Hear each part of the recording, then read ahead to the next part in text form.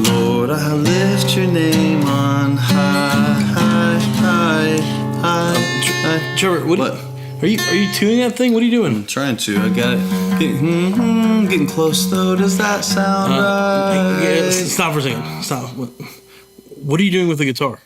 Well, I'm leading worship tonight.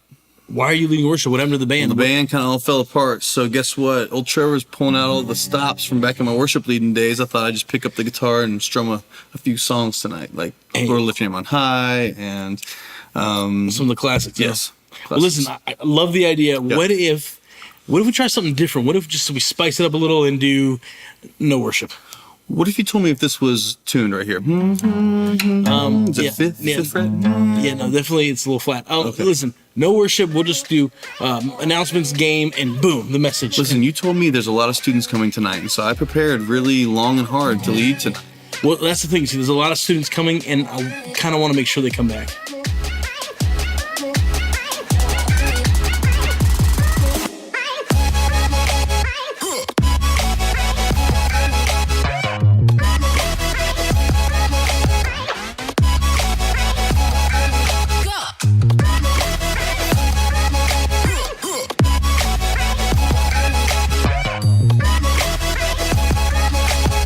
Hey guys, I'm Trevor. And I'm Stallion. And welcome to the Youth Room. So today we've got a couple of really important announcements that we don't want you to miss. And the first one is... Our podcast is now on iTunes. Well, it was already there, but it's available audio only on iTunes. Mm-hmm. So if you enjoy watching us, keep watching us here on YouTube.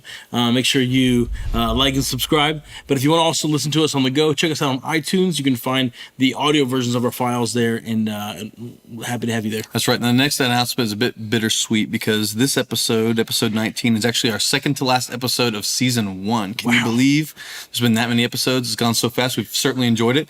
And I want you to know there's going to be other stuff coming up soon. We're going to be enhancing some things, planning some more stuff we're excited about. So make sure you stick with us and join us and share it with other people as well.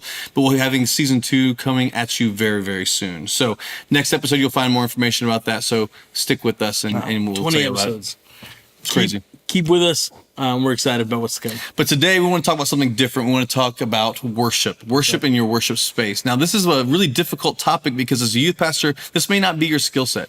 But everybody knows within a worship space, one of the best things you can do is create an environment where students get a chance to kind of worship God through song.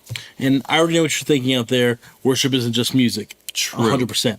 But for our purposes today, we're talking about worship through music. And so if you have a student ministry, the format of programming is some kind of welcome announcements, a game, a time of worship through music, and a message. And so we want to talk about how to enhance that, how to incorporate and that. Chances are you've probably been to a youth ministry experience at some point in time where it was amazing. Everything worked so perfectly together. You're like, I want that. You've probably been to a worship experience too that was not so great. And so we want to talk about what are some really practical ways to create a great worship experience for the students who are coming to your youth room. So first and foremost, this may seem kind of simple, but I think it's really, really important. Use your students' gifts. So in your room, more than likely, you've got students who are really gifted at playing certain instruments. And so I say, as a youth pastor, one of the greatest skills you can have as a leader is take advantage of those gifts. Put them in place to be used. That's right. Students are probably some of the best musicians you've ever heard. Mm-hmm. And they might need some refining, some fine tuning, but they're there. They're eager to help. They want to help, and they want opportunities to be able to play. So use them. Yeah. I mean, investing in the next generation of worship leaders, I think, is part of our responsibility, and it's a really great honor. So one of the ways you can do this is really finding adult leaders, maybe an intern, maybe a college student who can lead in some kind of way, love students. Get those leaders to come alongside of those students to help them become the best they can possibly be within the room. That's right. I've kind of seen two main approaches. The first one is that get someone who can lead the group. Maybe they're a musician, maybe they know multiple instruments, but they really kind of coach musically the students to help them come along and learn. But the other approach is to find musicians who are already performing or playing or in worship teams and have them and kind of pepper them throughout the group. So maybe you get a bass player who's really, really good, and then you pair them with a student on the drums who's still learning. So everything rises together. The quality just elevates, and it gives them an opportunity to play with real musicians, with people who know what they're doing, and it just kind of helps that quality. The best money I've ever spent in student ministry ever was a few $100 a week where I would come alongside of a college student, like, listen, you know how to play guitar, you can do it well, come spend time in this youth space and invest in these 5 kids that I'm putting around you. It really became kind of like the catalyst for growth within our student ministry because that worship experience began to really rise. Students could recognize that, and we experienced an awesome time of worship in each and every week. So this is a really great way to do this. So identify the gifts. This is intentional, though. How do you find out the gifts that are there within the room. Maybe it's a survey. Maybe it's making an opportunity for parents to come and let you know their kid knows how to play this or play that. Maybe the kid's too nervous to come and tell you themselves. So how do you identify those things, and then how do you culture those things? How do you bring them alongside others to make sure that they can get that all out? Now, secondly, now this is a little harder too. You do you. Again, you go to some kind of worship experience, or you go to some kind of conference and you're like, oh, I want to do that. I want to make that happen in the youth space. But the truth is, you may not be gifted to do that. That's right. I will say this: not all student ministry not all musicians, not all student ministry spaces, youth rooms are created equally. True. Some places lend themselves really well, whether it's because of their stage or the acoustics or whatever it is, or maybe it's the talent that you have. But you have to understand that not everyone can do the same thing. Maybe you've heard an amazing worship team and a full band, but you can't replicate that. Right. And that's okay. Yeah, you may want to do full band in the room, but you have some guy that's good at acoustic, that's all you got. Then do that. I mean, some youth ministries, they run tracks. They play tracks within the room, but that's the best they can do. Then you do you. Whatever is going to make the experience for students to be able to connect with God the most, that's the thing that you want to do. You don't want to try to wow anybody, but instead you want to create an experience where students can connect with God. So you do you. Sometimes you'll see that some of the most worshipful experiences can be literally with someone on a cajon and someone with an acoustic, or someone who plays hymns on a piano. Like, whatever it is that's going to work for your context, go ahead and That's do right. that. Do that. Our next tip is to not be afraid of repetition. Yeah.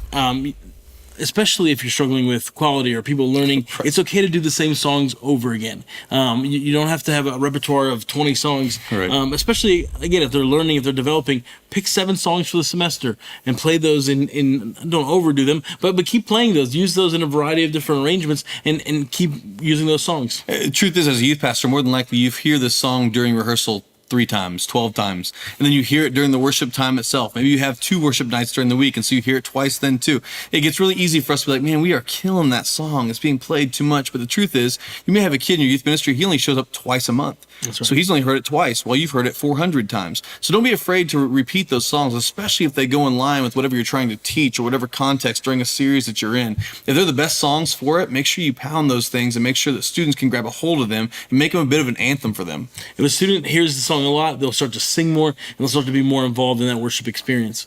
One of the things that we've found helpful too is to post our tracks on social media. Let students know, hey, here's where to listen to this song, or here's what it's called, here's the title, so that they can learn and become familiar with it and then sing it out all the more when they're there. At the very end of this semester, one of my favorite things is there's a certain song that we played all throughout the semester. And so at the very, very end, our last night together, our middle school kids worshiped like crazy. And here's the only reason why. They knew it by heart. That's right. We had played it so much. We were sick of it, but they loved it. This is the kind of thing that you got to create. Don't be afraid to repeat things. But also, keep Christ at the forefront. I think one of the worst things that we can do as we create kind of a worship experience is to create some kind of performance. You know, so if whoever's on stage, whether it's a high school student, a college student, whoever might be an adult leader, if it becomes a bit of performance, just kind of a concert in the room, I think we're missing out on what worship could possibly be for a worship space. And this is especially important to train students in. First of all, because you're teaching them and you're developing them, but also because they naturally see themselves on stage and they want the spotlight a little bit. It's normal. It's okay. Their parents will try to come and film them when the first night that they have a solo or something like that. We need to be the ones who are training them and telling them, man, we're doing this for God. It's our expression of worship towards God. It's not for you. It's not for your fame. And if their friends are coming just to see them, it's just an opportunity to be able to coach them along and say, this is about Jesus. And whatever leader is kind of investing in those students, that needs to be something they say often. Like, just remind them, listen, we go up on stage, this is not about us. This is about our Savior. This is about Jesus. And so even from the stage, whoever's leading worship, maybe they speak that multiple times throughout the songs to remind everybody in the room, this is not about the spotlight. This is not about the production. This is about Jesus and Jesus alone. All right, Trevor, our last tip, probably one of my favorites. You used to have this on a worship team that you served with as one of your core values. Why don't you tell us about it? Yeah, we really wrestled with what do we really want to create within a worship experience? What's a win for us? And so we decided a win was participation. Participation is excellence, but excellence in participation. Okay. So what this means for us is what's a win on a Wednesday night with middle school students when you have 20 kids, 500 kids in the room, and they're all singing. That's a win. Not necessarily whether the guitar solo is perfect or all the lights go just as planned or per presenter never messes up. Because it always does. A win was participation. But at the same time, we want excellence in participation. So we certainly want the worship team to practice hard all week long, know the songs, come in ready to do their thing. But in the end, a win was not perfect execution. It was participation by those who were there. And that's so freeing because you can have that conversation with your musicians to say, hey man, you didn't practice this week, or you missed this, or you forgot that cue. But at the same time, our students who are much more forgiving, if they can participate and be a part of the worship experience, learn from it and focus on Christ during that time, then that's still a win. Man, I think it's what makes a really, really great worship experience. What makes the youth room so great is when students don't just come and witness something like it's some kind of show to go see, but instead they find themselves being a part of it themselves. They're worshiping God and making this environment that's so powerful. So participation, that's excellence, but excellence in participation. Listen, guys, we are excited for you guys to tell us a little bit about your worship experiences or how you incorporate worship. But please understand this. If you're starting off or if you're frustrated, that's okay. That's normal. This is probably one of the hardest things that we've talked about in terms of execution when it comes to the youth room, especially if you're not a musician yourself, especially if you're new to worship through music. It's going to take time, but that's okay. Find your resources, use what works for you, and develop it over time. That's right. Make sure you subscribe to this channel and share it with somebody else, and we'll see you next time in the youth room.